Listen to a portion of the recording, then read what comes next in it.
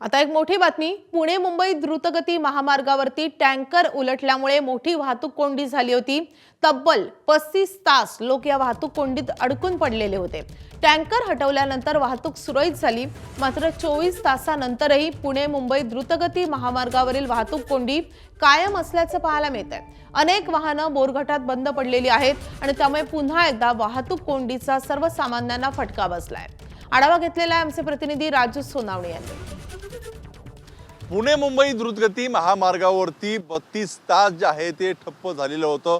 वाहतूक कोंडी मोठ्या प्रमाणावर झालेली होती। त्यानंतर हा टँकर जो आहे तो हलवण्यात आला आणि त्यानंतर वाहतूक सुरळीत झाली। मात्र आपण पाहतोय का 24 तासानंतर सुद्धा आपल्याला जी आहे ती वाहतूक कोंडीची मोठी समस्या या द्रुतगती महामार्गावरती पाहायला मिळते।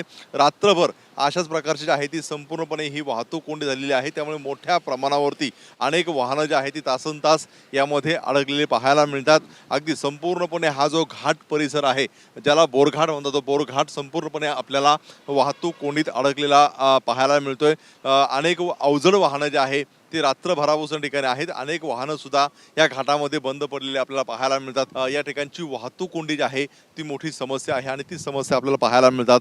अनेक अवजड वाहनं आहेत, त्यामध्ये छोट्या गाड्या सुद्धा अडकलेल्या आहेत। अनेकांना पुण्यापासून पुढे जायचं आहे, मात्र हे सगळेजण या वाहतूक कोंडीत अडकलेले आपल्याला पाहायला मिळतात।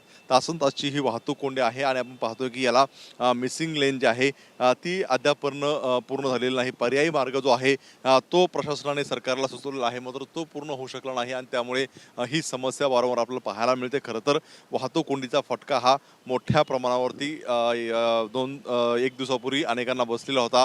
अनेकांनी यावरती जी आहे ती नाराजी व्यक्त केली होती, संताप व्यक्त केला होता आणि त्यानंतर सुद्धा तशीच परिस्थिती जी आहे ती आपल्याला पाहायला मिळते।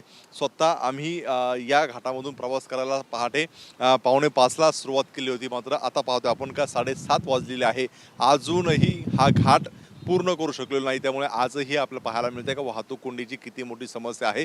त्यामुळे लोकांना संताप होताना पाहायला मिळतोय। कॅमेरामॅन रोहित सरसुने, एबीपी माझा, लोणावळा। एबीपी माझा, उघडा डोळे बघा नीट।